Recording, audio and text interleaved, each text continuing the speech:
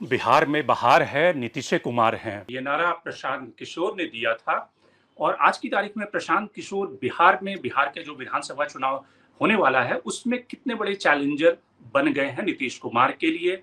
साथ ही नीतीश कुमार की जो एंटी इनकम्बेंसी है, वो कितनी ज़्यादा है, 2020 से 2025 का चुनाव कैसे डिफरेंट है, ये सारी बातें हम जानेंगे वोट वाइब के फाउंडर अमिताभ तिवारी से, जिन्होंने एक सर्वे किया है और उस सर्वे के काफ़ी दिलचस्प आंकड़े हैं कि आज की तारीख में विधानसभा चुनाव अगर शुरू हो जाए, तो किसकी सरकार बनेगी, यानी कि 2020 में जो एनडीए गठबंधन को बहुमत मिला था, क्या उसी के आसपास इस बार का भी मैंडेट होगा? ये सारे सवाल हम जानेंगे खुद अमिताभ जी से।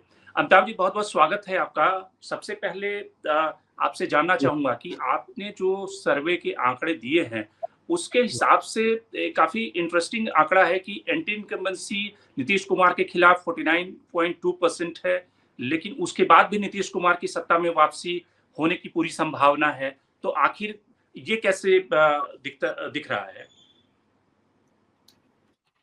एक्चुअली क्या है कि स्ट्रॉन्ग एंटी इनकम्बेंसी अराउंड 48% है।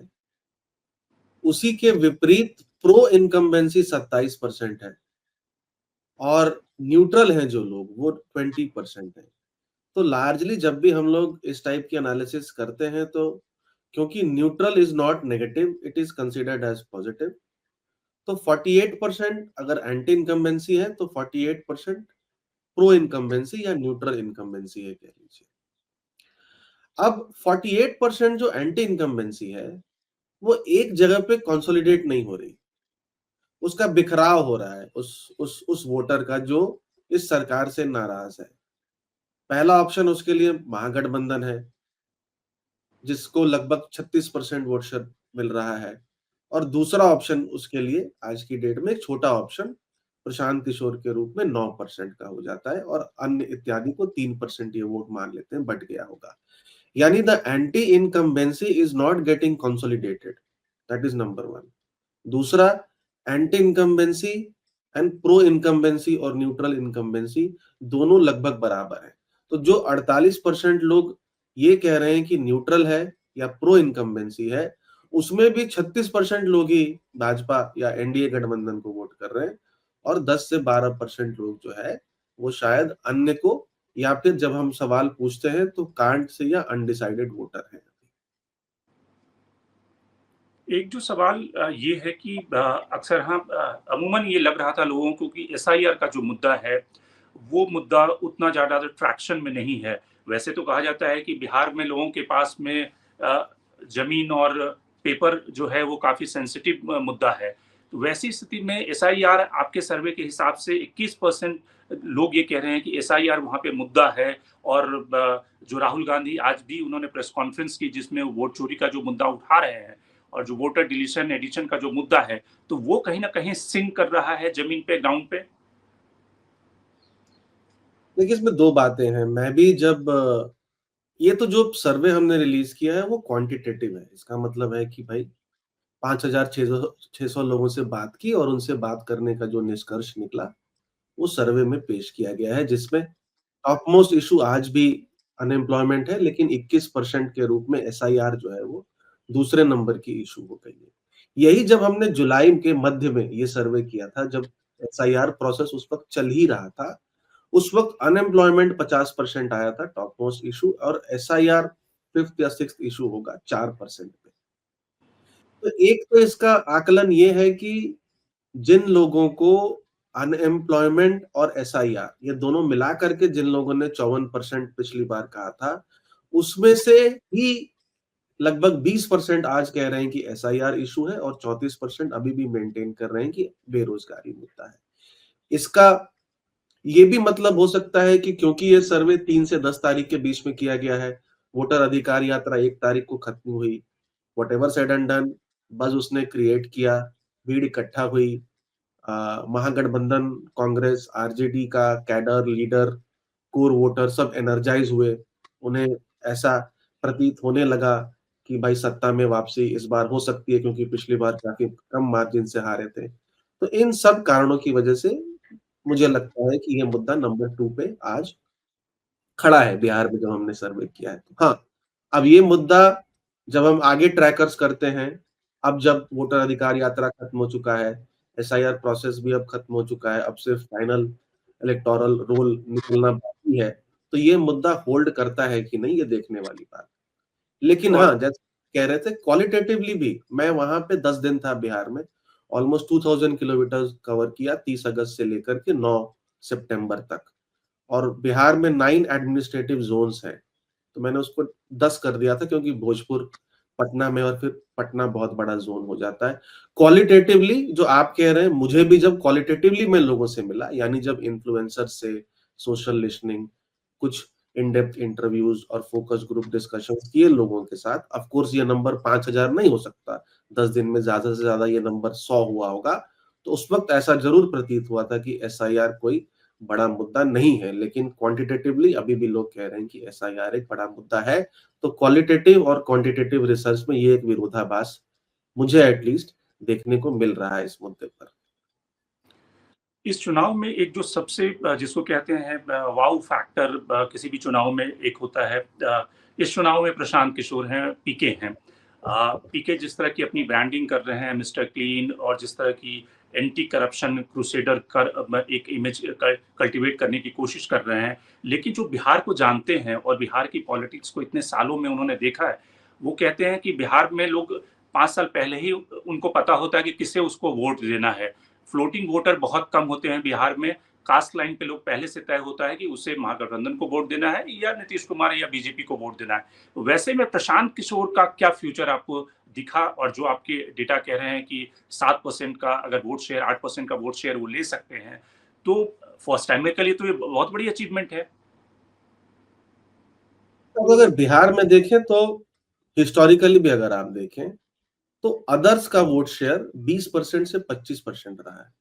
उस अदर्स में स्मॉलर पार्टीज, इंडिपेंडेंट्स का रोल रहा है। पिछली बार के भी इलेक्शन अगर देखें, तो दोनों गठबंधनों को 37%, यानी 74%, यानी अदर्स को 26% था। एलजेपी का 6% हटा भी दें तो भी अदर्स का वोट शेयर 20% था। तो 20% एक अदर्स वोट है बिहार में, which you can call as a non official unconsolidated third front है एक। ठीक है, जो ना एनडीए की सरकार चाहता है, ना महागठबंधन की सरकार चाहता है। अब इस थर्ड फ्रंट को एक लीडर मिला है, आप कह सकते हैं। ठीक है, तो ये थर्ड फ्रंट का वोट अब कंसोलिडेट हो रहा है। तो जो 20% वोट अदर्स का हुआ करता था, उसमें से 9% वोट शेयर आज प्रशांत किशोर की पार्टी के पास है, और 12-13% वोट शेयर है जो वो अदर्स के पास बचा हुआ है। तो सबसे ज्यादा डैमेज, लोग डैमेज की बात करते हैं, प्रशांत किशोर अदर्स को कर रहे हैं, क्योंकि अदर्स का ही वोट वो almost half of the vote वो ले ले रहे हैं। अब क्यों ऐसा हो रहा है? क्योंकि भाई जो युवा वर्ग है, मान लेते हैं 18 से 24 खास करके, और जो मिडिल क्लास एजुकेटेड वर्ग है, जिसने सिर्फ लालू या नीतीश कुमार का ही राज देखा है, वो कहीं ना कहीं इस बात को जरूर समझ रहा है कि भाई, भले ही नीतीश कुमार के राज में आ, बदलाव हुए हैं और पॉजिटिव बदलाव हुए हैं, लेकिन जो स्ट्रक्चरल चेंजेस चाहिए बिहार को from the bottom of the state in any indicator, उसको अगर स्ट्रक्चरल चेंजेस ला करके एक एक एक एक आप कह सकते हैं डेवलप्ड राज्य, डेवलप्ड नेशन की बात होती है, डेवलपिंग या डेवलप्ड राज्य अगर उसको बनाना है, तो नए हाथों में सरकार जो है वो जानी चाहिए। तो इस टाइप का वोटर जो है वो थोड़ा अट्रैक्ट जरूर हो रहा है। लेकिन जैसा आपने कहा, जाति वहां पर एक बहुत बड़ा रोल प्ले करती है, और प्रशांत किशोर की स्ट्रैटेजी में भी जाति का रोल है। बाई पोल्स में 10% वोट शेयर आया था प्रशांत किशोर की पार्टी को, तो बाई पोल्स में तो आया ही था उनको 10% बिल्कुल। Vote share. तो चुनाव में भी हो सकता है कि वो इस वोट शेयर को होल्ड कर लें। हालांकि वहां भी अगर आप देखेंगे, तो बल्क ऑफ द वोट उनको 2 सीटों में आई थी। एक इमामगंज, मुझे लगता है, जहां तक मुझे याद है, जहां पर महागठबंधन ने मुस्लिम कैंडिडेट नहीं दिया था और इन्होंने मुस्लिम कैंडिडेट खड़ा कर दिया था, तो उसको 11% वोट शेयर मिल गया था। और बेलागंज सीट पे, जहां दोनों गठबंधनों ने महादलित कैंडिडेट खड़ा किया था, इन्होंने पासवान कैंडिडेट खड़ा किया था, उसको भी लगभग 17%, 15% के वोट शेयर मिल गया था। तो जाति एक बड़ा फैक्टर है। और प्रशांत किशोर की पार्टी जातिगत चीजों को भी जरूर फैक्टर में लेगी जब वो कैंडिडेट्स का अनाउंसमेंट करती है, और वोट का विभाजन तो जरूर वो कर ही रहे हैं, वो हमको देखने में मिल ही रहा है। तो एक सवाल जो सबके दिमाग में है, सबके मन में है कि वो किसको डैमेज करेंगे? एनडीए को ज़्यादा डैमेज करेंगे, आरजेडी को करेंगे ज़्यादा डैमेज? क्योंकि जब उन्होंने शुरुआत की थी तो आरजेडी ने कहा था कि ये बीजेपी की बी टीम है। अब बीजेपी कह रही है कि ये आरजेडी की बी टीम है। प्रशांत किशोर से मैंने पूछा तो उन्होंने कहा कि अब ये दोनों तय नहीं कर पा रहे हैं कि मैं किसकी बी टीम हूँ। तो आपको क्या लगता है किसको ये ज़्यादा डैमेज करेंगे?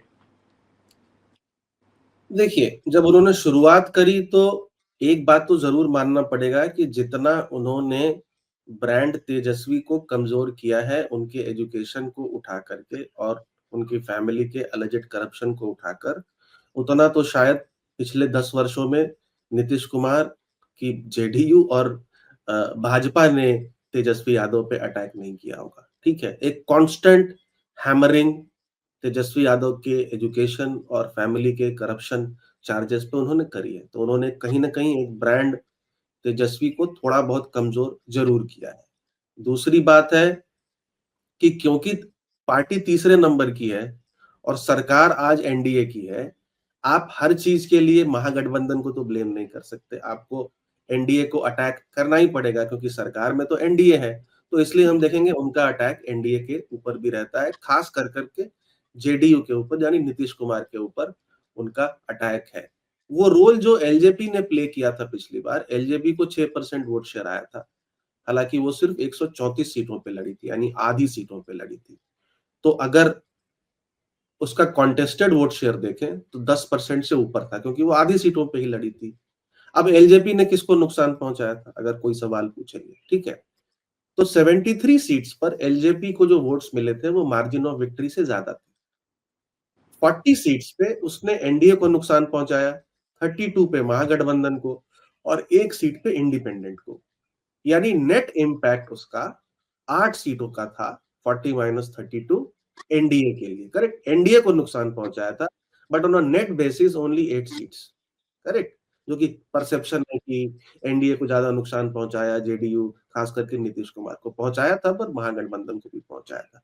तो प्रशांत किशोर की पार्टी भी दोनों ही गठबंधनों को नुकसान पहुंचाएगी, एनडीए को भी नुकसान पहुंचाएगी और महागठबंधन को भी नुकसान पहुंचाएगी।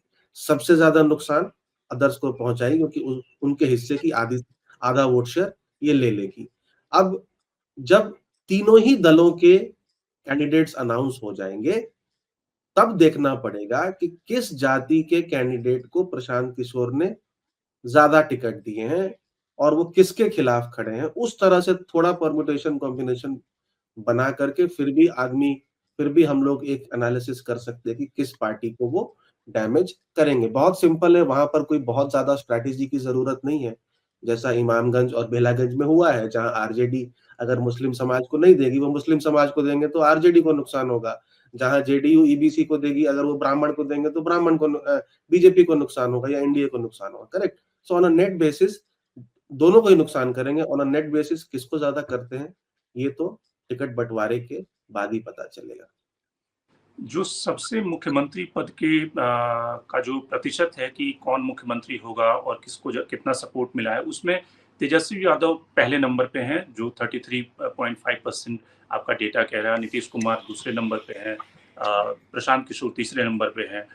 तो तेजस्वी यादव की पॉपुलैरिटी तो है, लेकिन वो मुख्यमंत्री के ताज तक नहीं पहुंच पा रहे हैं। पिछली बार 2020 में भी जो चुनाव हुआ था उसमें भी 0.57% से वो पीछे रह गए थे। तो उनका जो एमओआई है वो एक्सपैंड नहीं कर रहा है। लोकसभा में उन्होंने कुशवाहा को जोड़ा, लेकिन वो सब सत्ता की दहलीज तक नहीं पहुंचा पा रहा। देखिए, हमारे इलेक्टोरल एनालिसिस में इस सवाल को बहुत ज्यादा इंपॉर्टेंस दिया जाता है, मुझे लगता है अनड्यू इंपॉर्टेंस दिया जाता है कि आप सीएम किसे देखना चाहते हैं। ठीक है, सीएम की रेस में वो आगे हैं, बट वोट शेयर की रेस में आगे नहीं दिख रहे हैं, या बराबर का कंपटीशन दिख रहा है, क्योंकि जो लीड है वो with in margin of error है। वो इसलिए है क्योंकि जब हमने पूछा कि आपके वोट डालने का आधार क्या है, तो सिर्फ 15% लोग सीएम के चेहरे पे वोट डालेंगे। तो ये जो लीड है 9.5% की, ये सिर्फ 15% लोगों पर एप्लीकेबल है, क्योंकि बाकी 85% लोग सीएम के चेहरे पे वोट डाल ही नहीं रहे। वो या तो मुद्दों के बेसिस पे वोट डालेंगे, या प्रधानमंत्री के चेहरे पे, या जाति पे, धर्म पे, जो भी इत्यादि। करेक्ट। तो ये सिर्फ उस सेगमेंट के लिए एप्लीकेबल है क्वेश्चन जहां पर लोग सीएम के चेहरे पे वोट डालते हैं, पहली बात। दूसरी बात, on a combined basis NDA की लीडरशिप जो है, सम्राट चौधरी प्लस चिराग पासवान प्लस जितन राम मांझी प्लस नीतीश कुमार, वो 37-38% पर हैं, जो कि तेजस्वी यादव के इंडिविजुअल शेयर से ज्यादा है। एनडीए में एक कंबाइंड लीडरशिप है, अलग अलग, और जो लीडर्स हैं वो अपनी अपनी जाति का एक एक बुके क्रिएट करते हैं। पासवान समाज, मांझी समाज, कुशवाहा समाज, सम्राट चौधरी, और नीतीश कुमार खुद Kurmi and EBC leadership, EBC voters का। जबकि महागठबंधन में लार्जली एक लीडर है, क्योंकि दूसरा कोई लीडर दिखता नहीं है। राजेश राम जी को भी 1.5% वोट शेयर मिल रहा है। और तीसरी बात जो आपने कही कि 33.5% also corresponds to 32% of Muslim Yadav support, यानी जो कोर वोट ब्लॉक है उनका, वो उनको सीएम देखना चाहता है। लेकिन आरजेडी के साथ 3 स्ट्रक्चरल इश्यूज हैं। पहला है जो आपने कह ही दिया कि भाई एमवाई के बियॉन्ड उनका कोई खास एक्सपेंशन नहीं है। आज की डेट में कोई तीसरी ऐसी जाति नहीं है जिसमें महागठबंधन का वोट शेयर एनडीए से ज्यादा हो। दूसरी बात है, जो ये जंगल राज का एक स्टिग्मा लगा है, वो आज भी उसको न्यूट्रलाइज नहीं कर पाए। उनको एक मौका मिला था इस बार, जब बीच में लॉ एंड ऑर्डर इश्यूज बहुत सारे हमको सुनने को आ रहे थे। आपने बीच में देखा होगा, काफी भयंकर रिपोर्टिंग भी हो रही थी, डिबेट्स भी हो रहे थे कि बिहार का महाजंगल राज एक्सेट्रा एक्सेट्रा। लेकिन फिर वो डाइवर्ट हो गया मुद्दा एसआईआर की तरफ, वो मुद्दा दब गया। और तीसरा है जो उनका सिंबल है समहाउ, ठीक है, लालटेन, लालटेन, it it does not represent modernity, ठीक है। तो उसको, वो उस ब्रिज को भी कहीं ना कहीं वो नहीं नाप पाए, है ना। तो ये तीनों स्ट्रक्चरल इश्यूज हैं। लीडरशिप में वो आगे हैं, बट पार्टी इसलिए पिछली बार भी नहीं जीत पाई शायद, क्योंकि वो एडिशनल वोट ब्लॉक्स को ऐड नहीं कर पाती है। अब एक इसका उदाहरण दूं आपको, अगर पिछली बार 144 सीटों में से 58 यादव कैंडिडेट्स आरजेडी ने खड़े किए थे। आबादी 14%, बट कैंडिडेट्स 40%, ठीक है। वहीं पर आप देखें, अखिलेश यादव ने जब इसी टाइप की स्ट्रेटेजी, उनकी भी पहले रहती थी, बट जब उन्होंने चेंज किया, जब सिर्फ 5 यादव समाज के कैंडिडेट को टिकट दिया लोकसभा में, और ईबीसी, कुशवाहा इत्यादि को ज्यादा टिकटें दी, तो वो बीजेपी को हराने में वहां पर कामयाब रहे।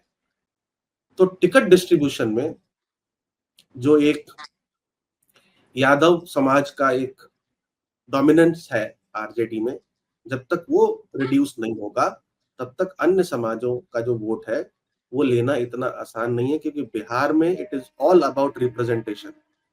जातियां अपना रिप्रेजेंटेशन देख रही हैं दूसरे दूसरे पार्टीज में, इसलिए वो अपने जातीय कैंडिडेट को वोट करते हैं।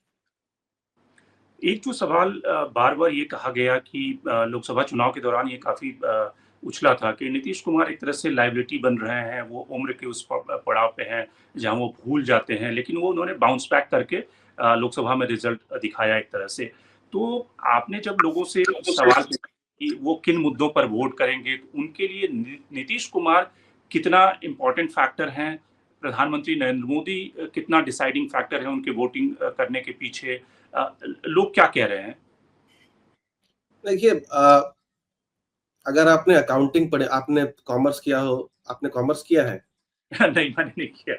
नहीं किया। तो जो अकाउंट्स पढ़ा है, उसका बेसिक अकाउंटिंग इक्वेशन है, assets is equal to liabilities plus capital. Correct. तो जो एसेट होता है ना, वो कहीं ना कहीं एक लायबिलिटी भी होती है, ठीक है, इट इज इनहेरेंट।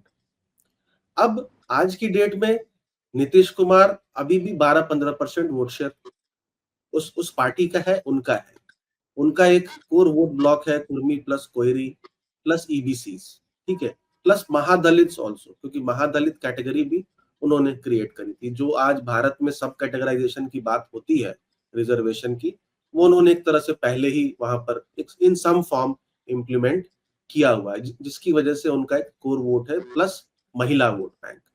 शराबबंदी की वजह से, शराबबंदी तो चलिए 2015 में आई, लॉ एंड ऑर्डर की वजह से, और साइकिल डिस्ट्रीब्यूशन, अदर स्कीम्स, तो उनका एक कोर वोट ब्लॉक है जिसमें कुछ खास डैमेज हुआ नहीं है, उनका जो कोर वोट ब्लॉक है। अब ये जरूर बात है कि पिछली बार के चुनाव के कंपैरिजन में, जब पिछली बार हमारा ट्रैकर तो था नहीं क्योंकि हमारे पास था नहीं, सी वोटर और सीएसडीएस ने जब बेस्ट सीएम का सवाल पूछा था, तो दोनों ही, तेजस्वी और नीतीश कुमार को 37% वोट मिला था, सपोर्ट मिला था, और आज हमारे सर्वे में 24% पर है नीतीश कुमार। यानी पॉपुलैरिटी तो डिप हुई है। ऑफ कोर्स हम 20 साल का एक एक कार्यकाल है, तो एक फटीग फैक्टर है, और नीतीश कुमार का हार्डकोर सपोर्टर भी ये मानता है कि फर्स्ट और सेकंड टर्म में जितना काम हुआ था, थर्ड और फोर्थ टर्म में नहीं हुआ है, क्योंकि थर्ड और फोर्थ टर्म में नीतीश कुमार लार्जली अपनी कुर्सी बचाने में एक एक दल से दूसरे दल, दूसरे दल से पहले दल में मूव करते रहे। ये उनका हार्डकोर सपोर्टर भी मानता है इस बात को। लेकिन यहाँ देखने वाली बात यह है कि जो डिक्लाइन हो रहा है नीतीश कुमार की पॉपुलैरिटी में, वो तेजस्वी यादव में ऐड नहीं हो रहा है, वो ऐड हो रहा है प्रशांत किशोर में या दूसरे एनडीए लीडर्स में जा रहा है, क्योंकि तेजस्वी यादव की खुद की भी रेटिंग 37 से 33.5 हो गई है, जो largely because of PK's constant hammering है मेरे हिसाब से। ठीक है, तो जब लोगों से पूछा गया कि भाई आप किस आधार पे वोट करेंगे, तो 20% लोग कह रहे हैं कि नीतीश के कामकाज पे वोट करेंगे। इट डज नॉट मीन कि ये पॉजिटिव वोट ही है। जिनको नीतीश कुमार का कामकाज नहीं सही लगा तो वो उनके खिलाफ वोट करेंगे ना, करेक्ट। 15% सीएम फेस पे करेंगे, उसका हमने देख ही लिया नंबर। 17% पीएम फेस कह रहे हैं। अब पीएम फेस का भी मतलब ये नहीं है कि सब कोई प्रधानमंत्री मोदी को सपोर्ट कर रहा है, कुछ लोग नहीं सपोर्ट करते, तो जो नहीं सपोर्ट कर रहे हैं और उनके लिए main voting consideration PM face है, वो अगेंस्ट में जाके वोट करेंगे। और जब भी हम पीएम फेस कहते हैं, उसमें कहीं ना कहीं ऑपोजिशन का भी पीएम फेस का चेहरा होता है लोगों के दिमाग में, है ना।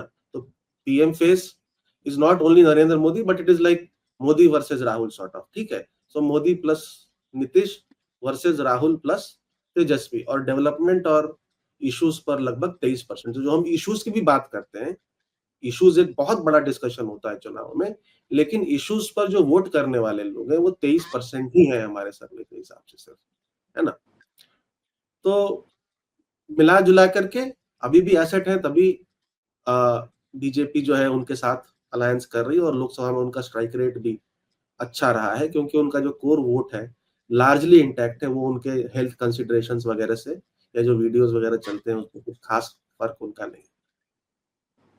पिछले चुनाव में 2020 के चुनाव में एक जो सबसे अपोजिशन कैंप की जो सबसे बड़ी कमी थी, ये कहा गया या माना गया कि जो कांग्रेस थी वो सबसे कमजोर कड़ी थी। जितनी सीटें उन्होंने ली थी, उनका जो स्ट्राइक रेट था वो काफी कम था। माले का बहुत बेहतर स्ट्राइक रेट था।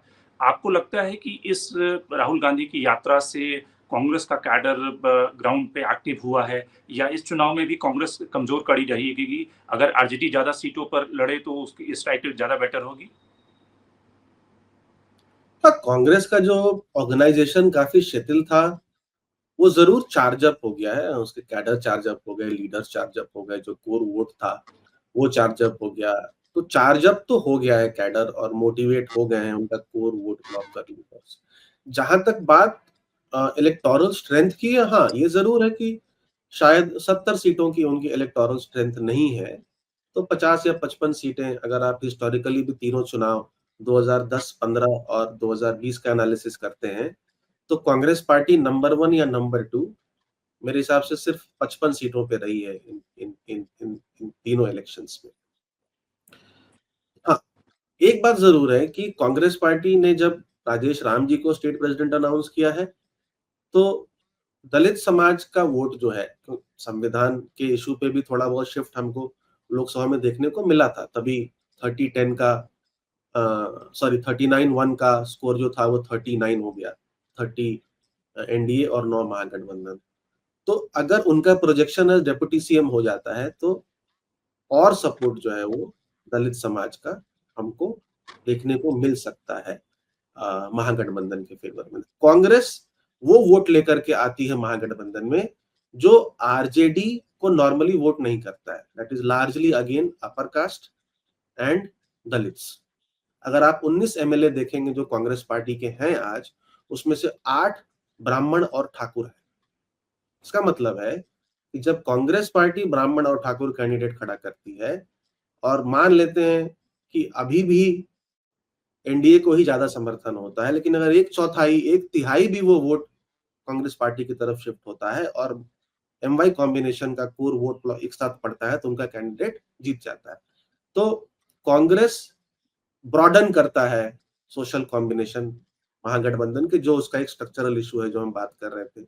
इसीलिए कांग्रेस इस पीस में जो है वो एक इंपॉर्टेंट रोल प्ले करता है। कम सीटों पे लड़े तो इस बार ज्यादा बेटर रहेगा, लेकिन राजेश राम का प्रोजेक्शन एज डेप्यूटी सीएम हो जाता है तो उनको इसका फायदा दलित समाज में मिल सकता है। एक अंतिम सवाल आपसे कि आप इस आंकड़े के आधार पे या फिर जो कैंपेनिंग या जो पल्स आपने वहाँ पे रीड किया, बिहार की पॉलिटिक्स का जो 3 टेकअवेज आपको क्या दिखते हैं? फ्यूचर की पॉलिटिक्स नीतीश कुमार आपको लगता है कि क्योंकि आंकड़े तो ये कहते हैं कि नीतीश कुमार की फिर से वापसी हो जाएगी, लेकिन वो कितने दिन तक सीएम रहेंगे?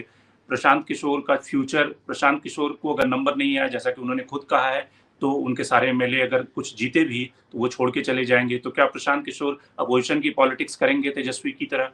तो बड़े टेक अवेज आपको क्या दिखते हैं?